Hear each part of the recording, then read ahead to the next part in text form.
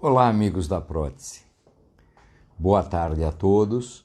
Eu sou o Luiz Fernando Burato da CNG e nós hoje vamos fazer uma live especial.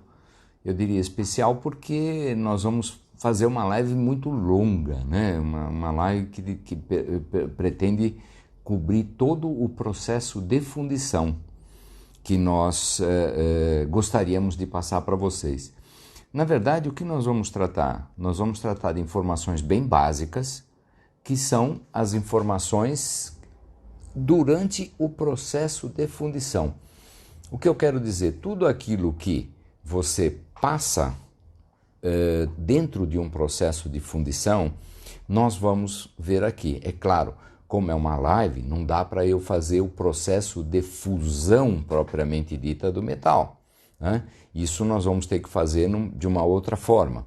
Mas nós vamos hoje nos dedicar a cumprir toda a cadeia de procedimentos necessários, ou todos os procedimentos que a gente vai ter, e tentar ver se a gente vai chamando atenção para alguns pontos importantes durante esse processo. Porque é muito... Olá, boa tarde a você que entrou agora na nossa sala, uma satisfação tê-lo aqui.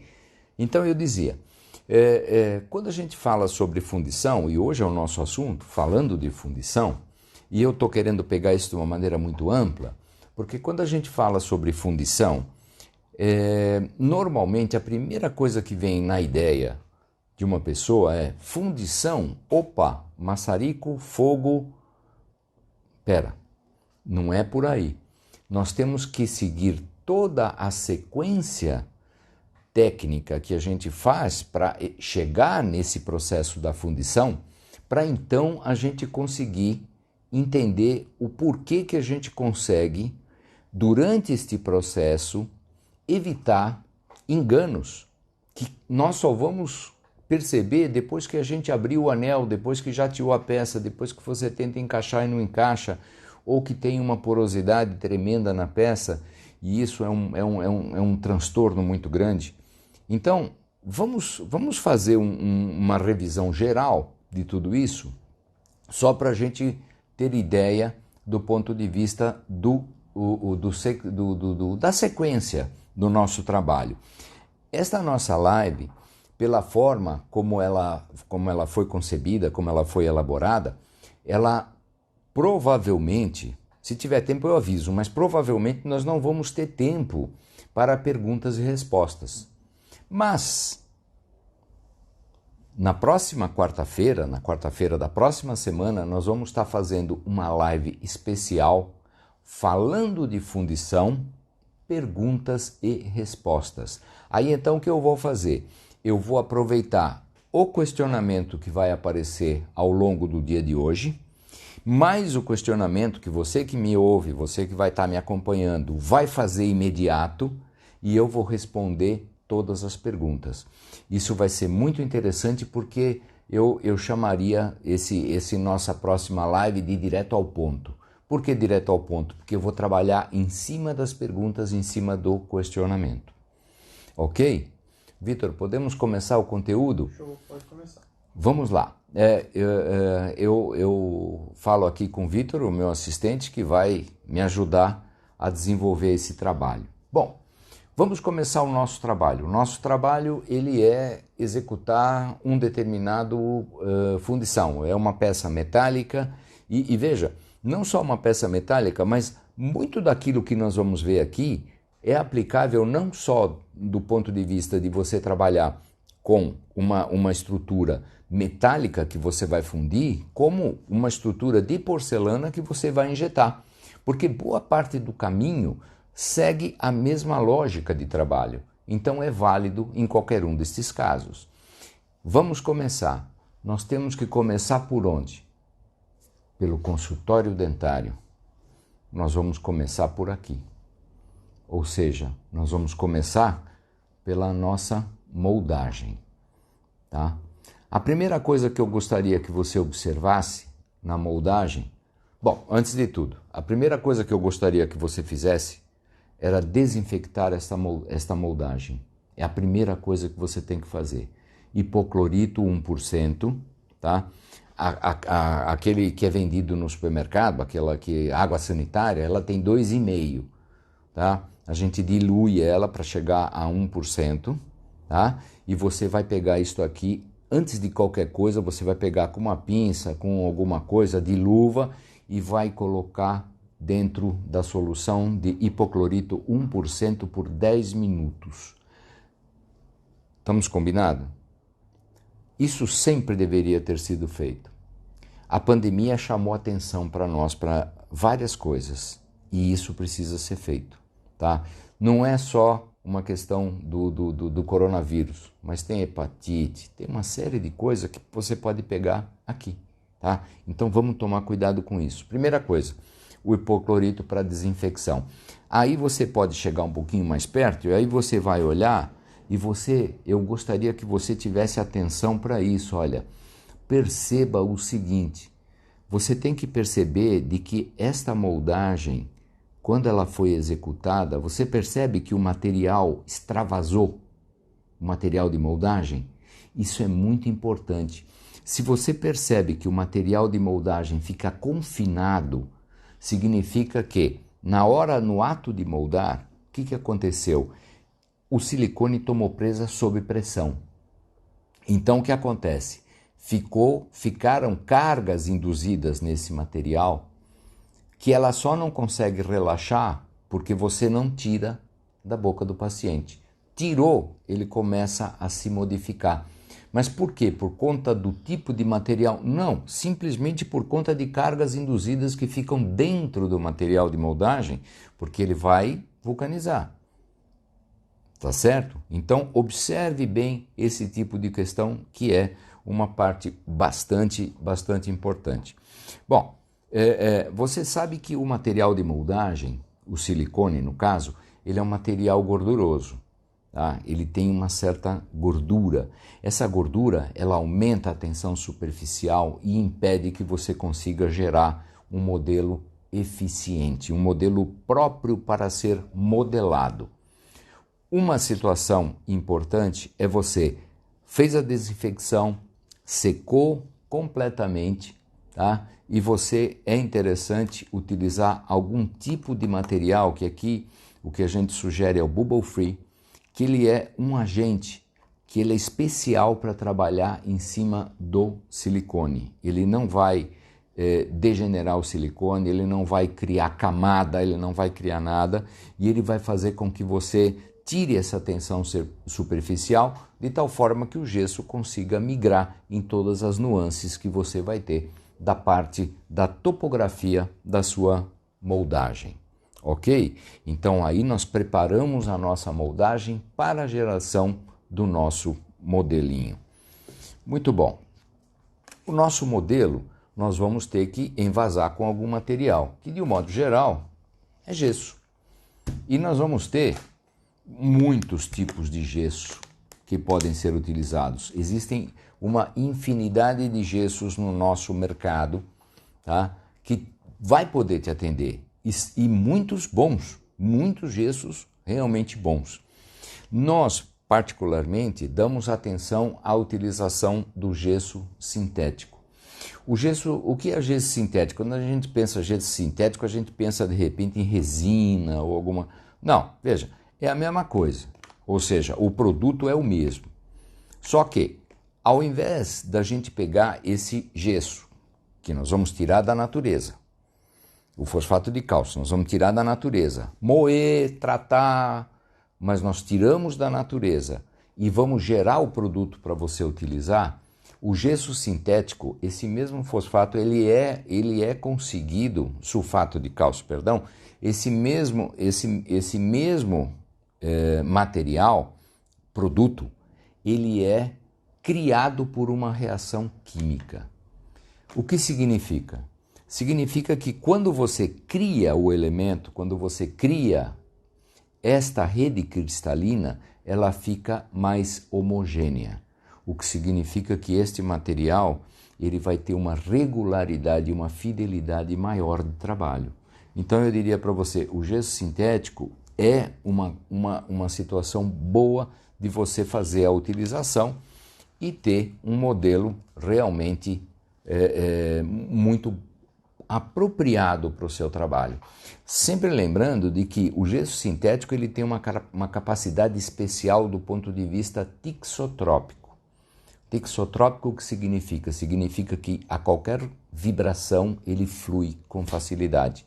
E quanto melhor o nosso modelo, melhor vai ser o nosso trabalho. O modelo de trabalho nosso é o fato gerador de tudo aquilo que vai acontecer lá na frente. Seja cerâmica, o que for. Esse nosso modelo é a parte fundamental. Eu me lembro muito de antigamente que era assim, entrava uma pessoa no laboratório, puxa vida, está iniciando e tudo, o que vai fazer? Coloca ele no gesso. Turma, olha que loucura. Você dá na mão dessa pessoa o destino do laboratório. O gesso é muito importante. A parte de gessaria é fundamental para que o seu laboratório, a sua empresa, consiga ter sucesso lá na frente com o valor agregado que você vai fazer do seu trabalho. Bom, é importante eu lembrar para você o seguinte, na hora que você fez a modelagem, deixa essa modelagem descansando por 2 horas. Por quê? Porque ao longo de 2 horas o comportamento do gesso vai variar e você pode ter um resultado impróprio se você desmoldar antes das 2 horas. Uma vez que você deixa passar essas 2 horas, você vai à desmoldagem e aí você pode cortar, você pode fazer tudo aquilo que você necessita para fazer dar seguimento ao seu trabalho. Na hora de cortar, perceba o seguinte, ó. Você tem tipos de serras diferentes, tá? Esta serra aqui que eu tenho aqui, vai ser um pouco difícil você ver, mas esta serra aqui é a serra mais fina. Existe a serra fina e a serra mais alta, tá? Essa daqui ela tem 3 milímetros e nós temos uma com 5. Então pense assim, se você vai fazer um corte reto, escolha a lâmina mais alta, porque ela vai te dar retidão no corte. Se você vai precisar fazer uma curva, aí é mais interessante que você utilize a serra mais fininha. Combinado? Vamos seguindo o nosso trabalho. Eu vou falar para você sobre a parte de ceras agora. Então agora nós vamos fazer o enceramento do nosso trabalho.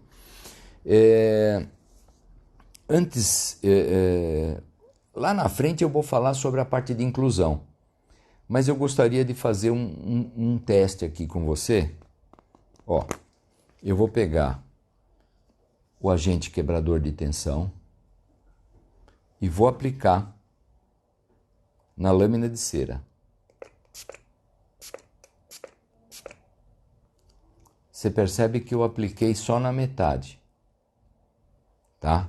Então agora eu vou deixar ele aqui no cantinho, ele vai secar e depois nós vamos fazer uma experiência com ele. Mas eu precisei fazer agora antecipadamente para deixar o agente quebra-tensão secar. Porque é muito importante, quando você aplica o agente quebra-tensão, você tem que esperar ele secar completamente. Não pode em seguida verter o gesso, o revestimento, porque o revestimento, o que ele faz? Ele reage e ele fragiliza na área superficial do nosso padrão. Bom, vamos seguir a parte de enceramento. O que você precisa para fazer o enceramento? Primeiro de tudo, você precisa pensar que você vai ter que isolar aquela região do gesso para facilitar a remoção do padrãozinho de cera. É sempre bom a gente lembrar o seguinte, este aqui ele é um produto isolante para troquéis. Agora, é bom lembrar o seguinte, você tem um isolante para troquel abundante no seu laboratório. Isto aqui vai deixar o teu trabalho muito mais fácil, mas nunca se esqueça de que água é um excelente isolante. Se você tiver as porosidades do seu troquelzinho embebido, preenchido com água, automaticamente vai ser muito, não quero dizer com a água, mas úmido.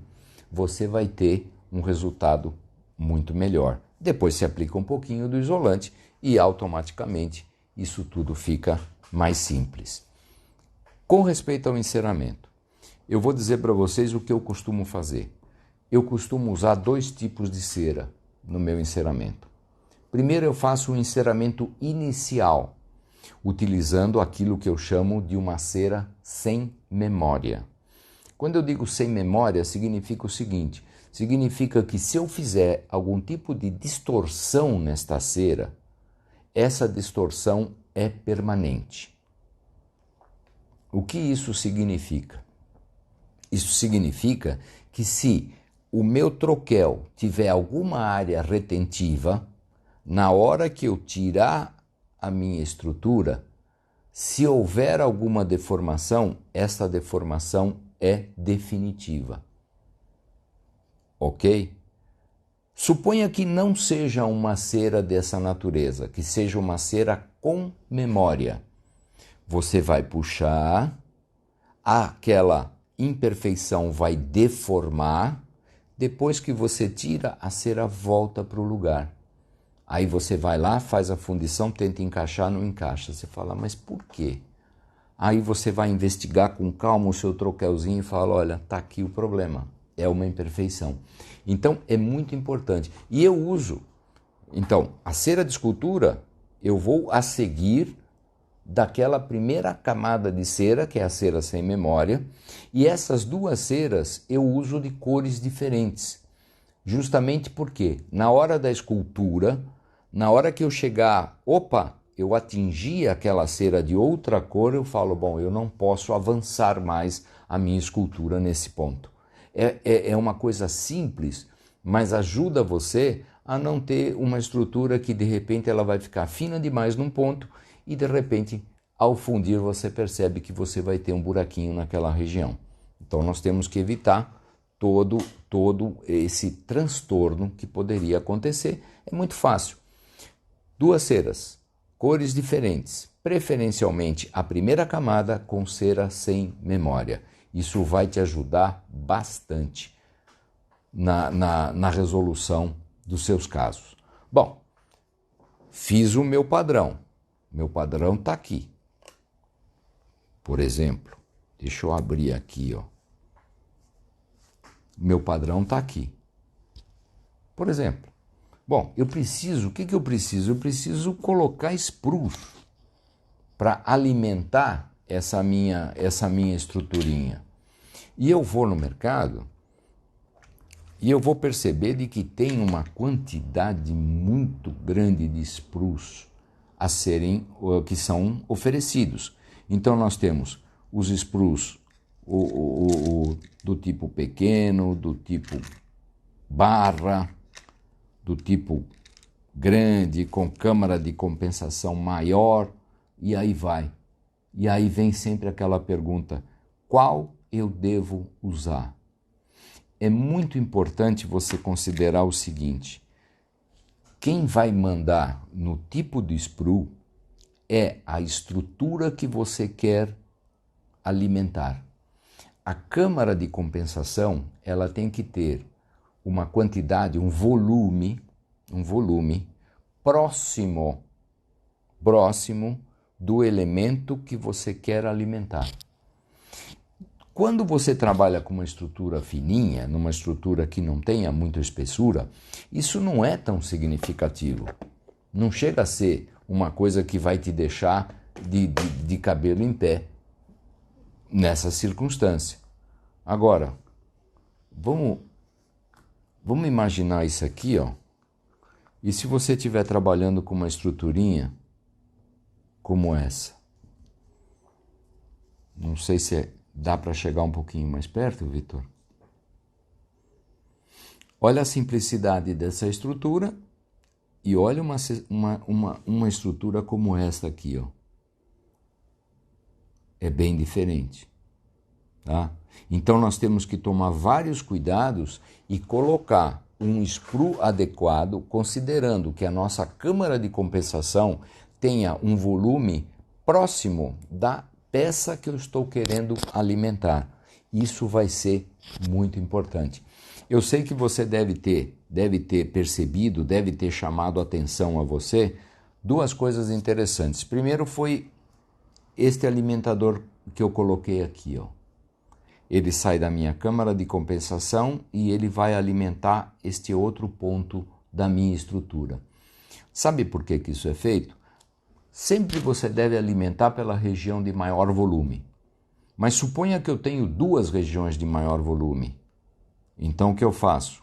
Eu coloco uma alça suplementar para alimentar aquela região que também tem alto volume, de tal forma que a gente consiga um preenchimento mais eficiente, tá? Já num caso como este aqui, ó, eu vou colocar ao lado para ajudar um pouco o Vitor, que senão confunde tudo. Já num caso como este aqui, ó, deve ter chamado a atenção para você esses canais que eu coloquei aqui, ó. Aí você vai falar, puxa, mas por que esses canais? Eles vão aonde? Veja, esses canais eles saem da minha peça e vão para o exterior do anel. Qual que é o meu objetivo? O meu objetivo é evitar, numa peça desse porte, é evitar que eu tenha porosidades nesta minha estrutura. E você sabe, porosidade, nós temos dois tipos de porosidade. As porosidades boas e as porosidades que são as maldosas. Quais são as porosidades boas? É aquela que você vê. Sabe quais são as maldosas? Aquela que você não vê. Ela está embaixo da superfície. Essas são maldosas. Porque lá na frente, quando você for aplicar a porcelana, ela vai lembrar você que ela está lá. Ou então uma peça pode quebrar na boca. Tá? Então, eu sempre digo, olha, a peça saiu com porosidade. Tudo bem, nós vamos remediar, nós vamos colocar um ponto de solda ou vamos escavar, né, e encher de porcelana, não tem problema. Mas eu estou vendo, então eu estou socorrendo. O difícil é quando você não vê e ela está lá. Mas ela vai lembrar de você e você dela lá no final. Então a gente precisa tomar muito cuidado. Quando eu faço esse tipo de alimentação, eu estou favorecendo que essa minha estrutura seja alimentada de uma maneira mais rápida. E como os meus, eu chamo esses meus canais aqui, eu chamo de canais secundários. Esses canais secundários aqui, como eles estão ligados no exterior, quer dizer, eles estão em aberto. Eles vão funcionar para nós como se fosse um dreno de energia. O que eu quero dizer com isso? Eu quero dizer, olha, tá vendo essa região aqui como o volume é grande? Aqui, como os volumes são grandes, eu quero fazer com que essas regiões de grande volume, elas consigam resfriar rápido junto com toda a peça. De tal forma que a minha estrutura não vire a minha peça inverta a situação. Em vez dela se tornar a peça objetivo, ela vai acabar se tornando o supridor da minha sobra, o que não é o que eu quero, porque eu quero que todos os problemas fiquem na minha barra de alimentação. Eu não quero que nenhuma porosidade fique na minha estrutura. Então, eu vou, primeiro, favorecer o metal a entrar na estrutura que eu preciso com maior velocidade, com maior eficiência, porque imagina, isto aqui foi para o forno, foi embora. Aí você fala, puxa, então a cera foi embora, o anel está vazio. Não está vazio, tem ar lá dentro. Então significa que se eu criar esses condutos ligando a minha peça ao exterior, a liga entra de um lado, preenche tudo e volta. Então não há nenhuma imposição do que tem dentro do meu anel, do ponto de vista, em particular, das partes mais finas, dos bordos mais delicados. Ok? Muito bom. Agora nós temos que colocar no anel. É importante lembrar para você o seguinte, Vitor, veja se você consegue perceber aqui, ó. Eu vou tirar e colocar novamente. Vou colocar aqui por trás para você poder ver melhor. O centro térmico do meu anel está aqui, ó. Essa é a região aonde eu vou colocar a minha barra de alimentação, tá? A minha peça objetivo, o meu padrão, ele tem que ficar sempre fora do centro térmico do anel.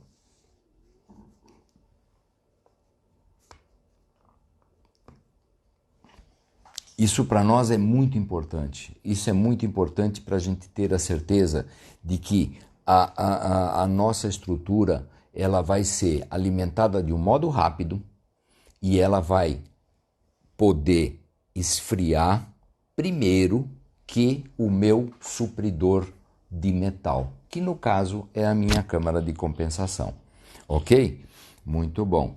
É sempre bom a gente lembrar que em nenhuma hipótese, qualquer parte do meu padrão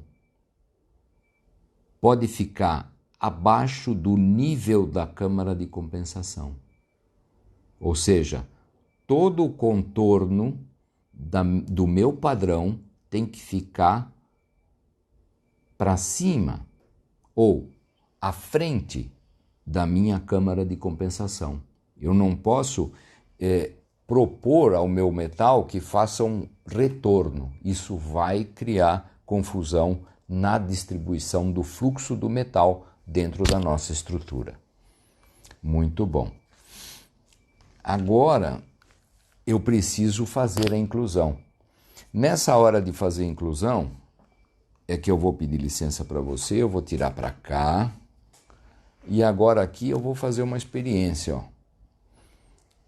Lembra que eu apliquei o agente quebrador de tensão na lâmina de cera? Então, ó, aqui nós temos essa parte da cera, eu apliquei o quebrador de tensão. Nesta parte da cera aqui, eu não apliquei nada. Vamos ver como é que a água se comporta? Eu vou colocar uma gotinha aqui. Ela está caminhando, ó. Olha lá.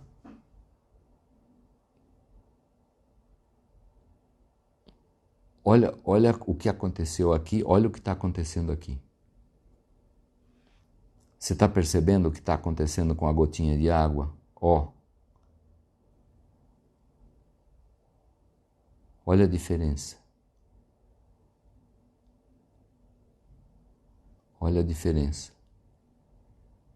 Aqui ela caminha de um jeito, por causa da gordura da própria cera. Ela foge da cera. Aqui não. Isso é a diferença que existe entre você aplicar ou não um agente quebrador de tensão. Veja, eu sempre digo, olha, não acredite muito nas palavras, acredite nos seus olhos, porque isso é muito importante. Faça as experiências, comprove as coisas. É muito importante que você tenha essa informação assim, presente, como isso vai propiciar de que o revestimento consiga migrar em toda a sinuosidade do seu padrão com mais fluidez, com mais tranquilidade, e que as bolhas também não tenham interesse por aquele padrãozinho de cera. Ou seja, o meu objetivo é que aquela bolinha não fique parada aqui. Eu quero que ela passe por aqui, não sinta interesse e vá para a superfície. Ok? Essa é a ideia da gente usar. Muito bom. A seguir nós vamos ter que fazer a inclusão. Então os meus padrões voltam para a cena e aí eu tenho que fazer a inclusão. Qual é o revestimento que eu devo usar? Bom, existem várias marcas de revestimento, vários fabricantes, vários produtores de revestimento, mas o que importa para nós nesse momento é saber o que a gente quer fazer, qual é o meu objetivo. Sempre lembrando, tirou o modelo do padrão, é para incluir, incluiu é para fundir. Toda vez que você cria um hiato entre um processo e outro, você perde propriedades. Se você tirar do modelo a cera com calor, frio, umidade, ela vai deformar. Então, ela está deformando. Tá? E depois, na adaptação, você vai sentir isso. Você incluiu, depois de 2 horas, você vai fundir, ou vai fundir por choque térmico, como queira, mas você tem que seguir essa orientação. Tirou do padrão, tirou do modelo, é para incluir. Se eu vou incluir, eu vou fundir. Então nós temos 2 tipos de possibilidades. Os revestimentos que são chamados clássicos e os revestimentos que são chamados de choque térmico. Veja, o importante é o seguinte, você tem que determinar o que você quer fazer. Por quê? Nós temos um carro flex. Significa que você pode usar álcool e você pode usar gasolina. Na verdade, aqui no Brasil, não é mérito nenhum, mesmo porque não poderia ser diferente. Porque tem álcool na gasolina e gasolina no álcool. Então, se ele não fosse flex, o carro não ia funcionar. Mas, se você fizer um carro só para gasolina, ele vai ser altamente de alto rendimento na gasolina. Se você fizer um carro só para o álcool, ele vai ser de alto rendimento no álcool. Você faz um flex, ele fica mais ou menos. Que é o que acontece. Aqui é a mesma coisa. Se você usa a fundição clássica, use um revestimento clássico. Tá? Ou seja, você incluiu e vai começar o aquecimento do forno da temperatura ambiente.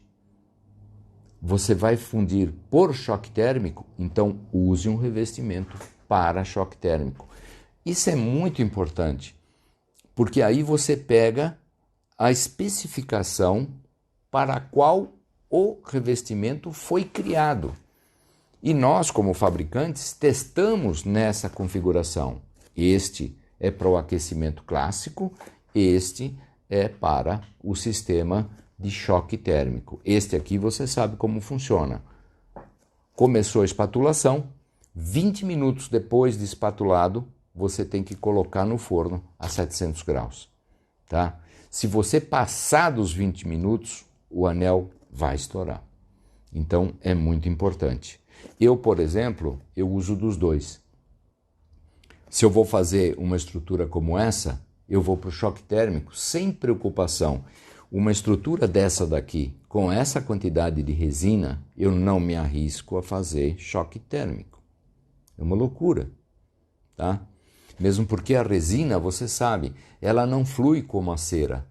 Ela expande primeiro, antes de se tornar borrachoide e tentar fluir, mas na verdade ela não vai fluir, ela vai ser incinerada.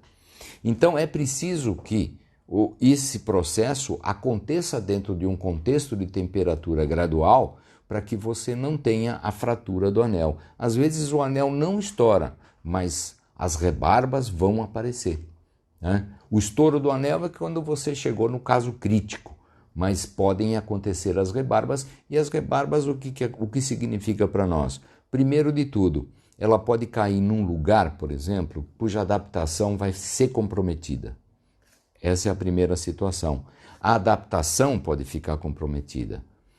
Então, do ponto de vista estrutural, a rebarba não vai te criar problema, mas do ponto de vista de adaptação, acabamento, refinamento de peça, isso vai ser um problemão para ser resolvido. Então, é importante, dentro do seu objetivo, fundição clássica, é claro, alguns revestimentos, como é o caso do Alterme, ele é de clássica, fundição clássica, inicial aquecimento com o forno a frio. Mas você pode fundir rápido com ele. desde que você, uma vez incluído, você coloque este anel dentro d'água, totalmente imerso, por 30 minutos. Ele vai tomar presa dentro d'água. Aí, uma vez passados os 30 minutos, você tira ele do seu anel de silicone e pode colocar ele no forno, que ele não vai estourar e a sua fundição vai ficar muito, muito, muito boa. Por quê? Porque o que acontece? Agora, é muito importante, padrões de cera, tá? Não vamos arriscar com resina nesse revestimento porque não é conveniente, ok? Muito bom.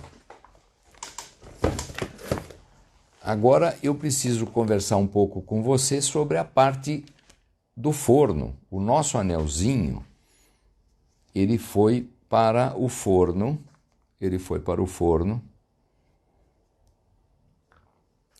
Aqui eu vou fazer de conta para você que é o meu anelzinho. Esse aqui é o meu anel, que eu vou colocá-lo no forno. E aqui eu vou usar o Bubble Free para simular a parede do meu forno. Aqui é a parede do forno, aonde nós temos eu vou usar isso aqui, Vitor, para não confundir, ó. Aqui está a parede do meu forno.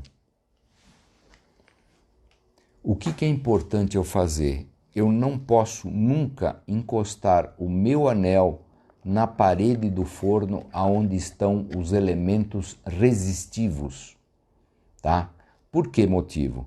Porque se você deixar o seu anel muito próximo da parede aonde tem o elemento resistivo, o aquecimento do anel vai ser muito rápido, tá?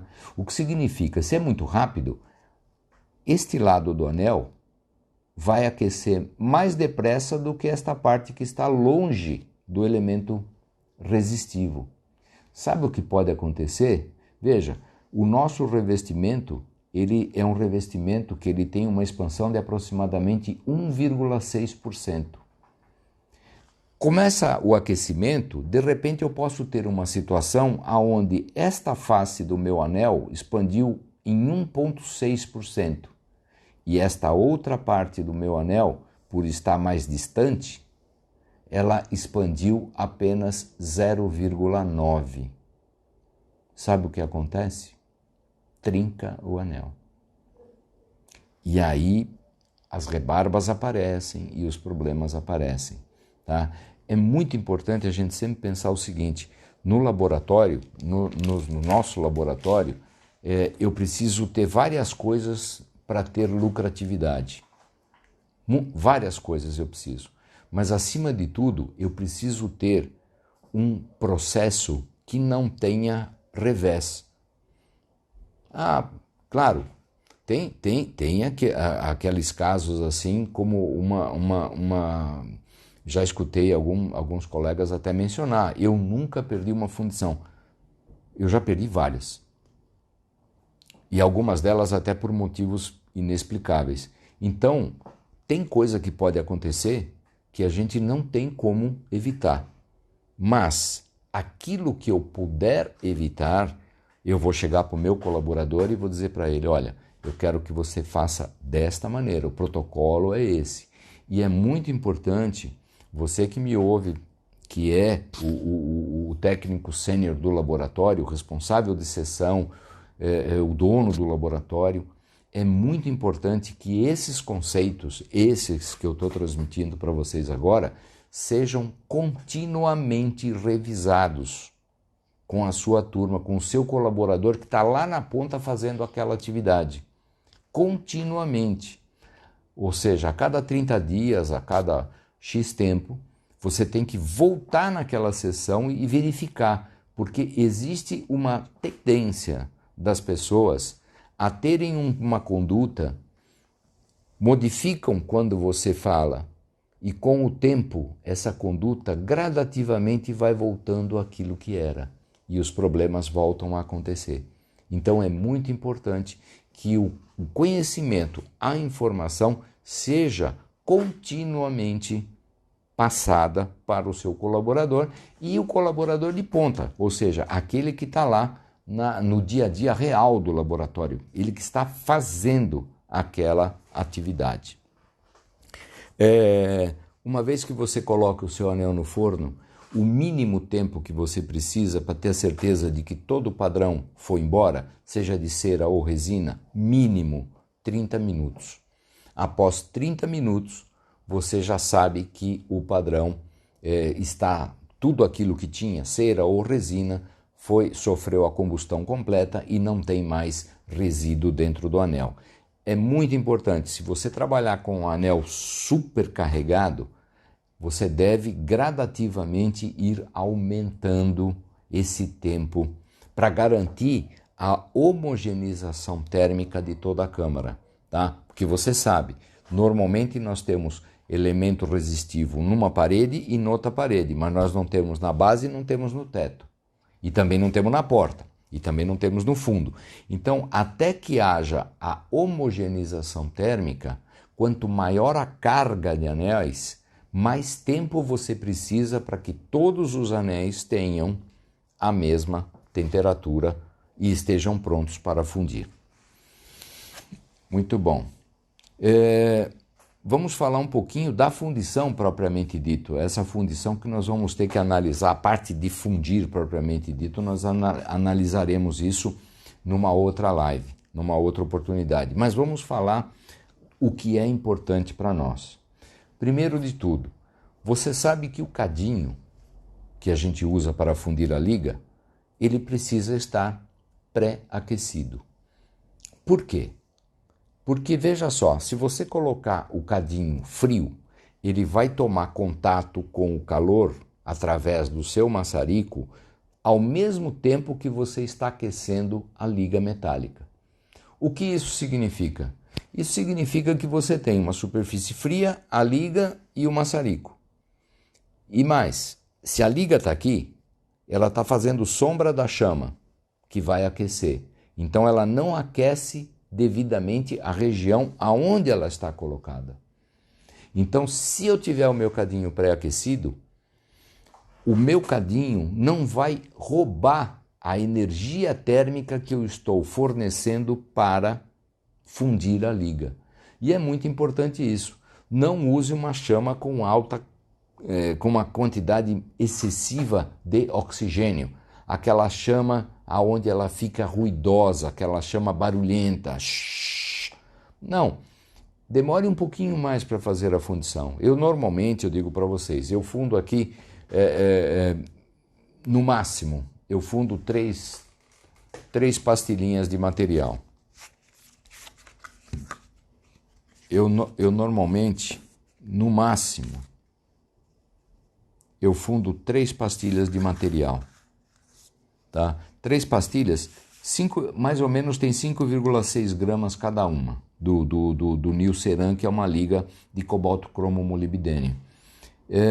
Eu digo para vocês, se eu tiver que fazer uma estrutura aonde eu precise mais do que são 5,6, são 15, com mais 16,8, vamos imaginar, se eu precisar mais que 17 gramas para fundir uma peça, algo já sugere que eu devo fazer essa peça em 2 partes e soldar depois. Tudo vai melhorar, do ponto de vista de adaptação, do ponto de vista até de comportamento do material, tudo vai melhorar. Então eu digo para vocês, olha, faça o pré-aquecimento do cadinho para que ele não roube a energia que eu vou estar fornecendo em cima da minha pastilha, tá? Para você ter a certeza que você vai fazer uma fundição rápida, segura e sem superaquecer o material. É muito importante isso, tá? E é uma pergunta frequente. Posso reaproveitar o material? Nilceran é cromo cobalto molibdênio com tungstênio. É uma liga de cobalto cromo, não tem níquel, não tem berílio. Tá? Para as pessoas que não podem usar níquel, esse material aqui é muito bom, é um material dócil de trabalhar, do ponto de vista do acabamento, extremamente dócil. Tá? E tem o níquel cromo, que é mais popular, né? Que inclusive o valor dele é bem mais confortável, mas eu digo para você, toda vez que eu tenho uma estrutura complicada para fazer, eu prefiro trabalhar com cobalto cromo, porque o cobalto cromo me dá uma usinagem melhor. É até interessante, né? Porque a gente pensa no cobalto cromo da removível. Isto aqui é totalmente diferente. Né? Totalmente diferente. A formulação, inclusive, é muito próxima do cobalto cromo da removível. E aí você fala, bom, mas então, se um custa 10, por que o outro custa 100? Pelo seguinte, a diferença entre eles, acima de tudo, independentemente da própria composição, é a quantidade de carbono que tem na liga. Uma liga de cobalto cromo para cerâmica é uma liga que tem carbono zero. Você só consegue achar traços de carbono numa liga do tipo do Neoceran se você fizer um ensaio específico procurando carbono, senão você vai dizer carbono zero. E isso é o grande diferencial dessas ligas. É o grande diferencial. Pode reaproveitar? Eu diria para você, olha, pode. Se eu for fundir essa estruturinha aqui, ó. Se eu for fundir essa estruturinha aqui, posso reaproveitar? Pode. Se eu for fundir essa estruturinha aqui, posso reaproveitar? Pode. Ninguém vai morrer. Se você me perguntar, posso usar sobra? Eu digo para você, não faça isso. Não faça isso. Por que motivo? Porque uma estrutura desse porte, a influência do metal na hora da porcelana vai ser cruel. Porque a quantidade, o volume de liga que nós temos aqui é muito grande. Então, numa configuração onde você tem peças muito volumosas, onde peças que realmente você percebe que a quantidade de metal que vai nessa peça é muito grande, não arrisque e utilize liga nova. O pessoal fala, olha, eu posso misturar a liga nova com liga velha, com uma que já sofreu fundição? Honestamente falando, eu prefiro dizer para você, se você vai usar uma liga que você já fundiu, usa só aquela sobra. Não tenta misturar com outra, porque não vai misturar. A realidade é uma só, ela não mistura perfeitamente.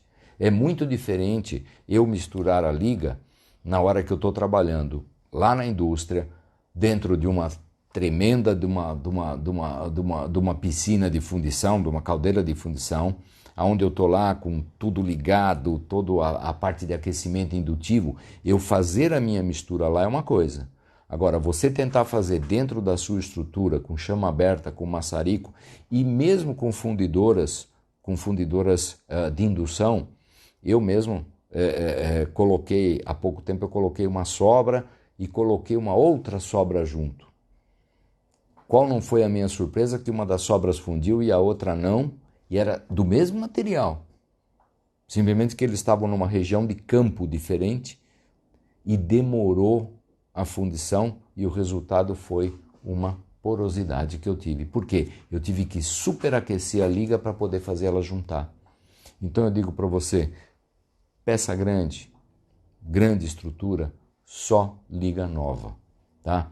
É uma recomendação que eu dou, uma recomendação de quem, vamos dizer assim, com os cabelos brancos e outros tantos caídos, eu digo para vocês, olha, o crime não compensa. Pensa bem, não compensa. Você ter um problema lá na hora da porcelana não compensa. Não compensa a economia que você fez aqui. Tá? Isso é muito importante. Bom, em termos de ligas, eu falei aqui de duas ligas, falei do Neoceran, que é cobalto cromo, e falei do BW, que esse aqui, o BW é um material da Argen, é um material americano. Os dois materiais são fabricados pela Argen, são importados, e são materiais de muita responsabilidade. A Argen é uma empresa muito antiga, nos Estados Unidos, tá? É a fabricante número 1 de ligas nos Estados Unidos e, portanto, os produtos são realmente produtos de grande qualidade. Agora, se você precisar dessa estrutura em liga nobre, ouro cerâmico amarelo, prata paládio cerâmico ou prata paládio convencional, você pode mandar o anel para nós e nós fazemos a fundição, cortamos a sobra e você paga a sua parte útil da estrutura. Claro, é uma forma que nós oferecemos aos clientes justamente para que você possa utilizar um material nobre e não ter que arcar com o custo do sobrante, né? Até nós intitulamos esse trabalho como Sistema de Fundição Sem Sobra. Claro que a sobra existe, só que ela não vai para você e nem tampouco será cobrada. Essa é uma coisa bastante interessante do nosso sistema. Bom, fundimos as nossas estruturas. E agora? Eu estou com muita pressa e eu preciso abrir este anel. Eu costumo sempre fazer uma brincadeira neste ponto. Eu sempre pergunto, olha, se a pessoa que faz a fundição for amigo da pessoa que faz usinagem, ele vai fazer a fundição, colocar em cima do tijolo refratário e vai aguardar até esfriar para abrir o anel. Agora, se a pessoa que faz a fundição não gosta da pessoa do setor de usinagem, eu sempre sugiro, joga na água. Terminou a fundição, joga na água, porque a usinagem vai ser um inferno. Então, isso eu quero dizer para você, olha, quando você não dá choque térmico na liga não preciosa, deixa ela esfriar naturalmente, a superfície, a dureza superficial fica moderada. Então a usinagem é mais tranquila. Não tem problema de romper bordo, porque se a liga está muito endurecida, você vai dando usinagem, quando você vai ver, puf, o bordinho pulou fora, quebrou, trincou. Por quê? Porque o material estava temperado. Então, vamos usar esse critério, vamos dar uma colher de chá para o nosso amigo que faz a usinagem, né? Aqui no nosso caso aqui, quem faz a usinagem sou eu, então eu sempre gosto de tentar me ajudar. E me ajudo se eu deixo a minha estrutura esfriar. Do ponto de vista de limpeza, você sabe, não tem muita escolha. Você vai ter que usar o óxido de alumínio para fazer essa limpeza. O óxido de alumínio é um dos materiais mais duros que nós temos na natureza. Então ele vai conseguir remover o revestimento. Agora, lembre-se bem, é um material agressivo. Então cuidado com o bordo, tá? Porque você fala, não, o material é duro. Ele é duro, mas quando ele tem aquele bordinho que acaba a zero, você vai de repente no jato arredondar. Se você tiver uma preocupação com respeito a isso, que de repente você tenha uma preocupação da agressão do óxido de alumínio sobre a superfície de metal, opte por usar esfera de vidro. A esfera de vidro, como o próprio nome já diz, são pérolazinhas de vidro muito fininhas e, diferentemente do que no caso, o óxido de alumínio, que são coisas pontudas, e esse material não quebra. Então ele vai agredir a sua peça. Já a esfera de vidro bate na sua estrutura e estoura. E inclusive ela deixa um acabamento acetinado, fica um acabamento polidinho, bom para você mandar para a prova. Quando você manda simplesmente jateado, só o toque das mãos a peça vai ficando feia. Depois de jateado com a esfera de vidro, você vai notar que você vai manusear aquela peça e a gordura da mão não vai enfeiar aquela sua estrutura. Isso é muito legal. E a gente tem que se preocupar com os mínimos detalhes, porque o nosso cliente lá percebe. Ok? Bom, eu diria para vocês, nós conseguimos varrer toda a cadeia de fundição, todos os pequenos detalhes. Eu só deixei por último uma coisinha que eu queria mostrar para vocês, que é um material que eu uso em cima do gesso, que é o frasquinho não está aqui. Enfim, eu uso um material no gesso que se chama Sil. O Sil, ele funciona da seguinte maneira: ele cria uma camada de impermeabilização e proteção em cima do gesso. Você fez o seu gesso, tudo direitinho, esperou as 2 horas, tirou, tá? Uma vez que você tirou, você pega esse material, o gesso, e borrifa o Sil, deixa 5 minutos, depois você pega um pano macio e passa em cima dele. Eu não sei se dá para perceber, mas tem um pedaço que tem Sil, outro pedaço não tem. Não deixa película nem nada, tá? Vamos fazer uma outra experiência aqui, ó. Eu estou pegando a água e eu vou colocar a água em cima da superfície. Tá vendo esse risquinho aqui, ó? Do risquinho para cima tem o Sil, do risquinho para baixo não tem. Vamos ver o que acontece aqui. Opa! Deu para você ver isso? Ó. Opa! Você percebe? Quando você coloca o Sil, a superfície fica protegida. E se você é um metaleiro como eu, você vai... A Santa Providência trouxe o Sil aqui para eu mostrar para vocês. Aí, ó. Quando você usa este material, quando você usa o Sil, eu que sou metaleiro, eu digo para vocês, depois que eu começo a mexer, usinar a peça e fazer o acabamento, o meu modelo, no final da história, ele está horroroso. Se você aplicar o Sil antes, ele não vai deixar camada, não vai interferir na adaptação, nada. Você pega esse seu modelo, lava com detergente, sabão de coco, esponjinha macia, ele fica zero. Ok? Muito bom, meus amigos. Nós estamos encerrando a nossa live agora e eu fiquei muito contente de ter você aqui comigo. Lembrando que na quarta-feira próxima nós vamos fazer uma live das perguntas e respostas. Eu vou aproveitar todas as perguntas que vocês me mandaram nesta ocasião e você vai poder perguntar e aí eu vou te respondendo continuamente. Eu vou partir das perguntas já elaboradas e você vai entrar comigo no nosso bate-papo, na nossa live, e eu vou te responder todas as perguntas que você tiver. Combinado? Amigos, um grande abraço, protejam-se, até breve.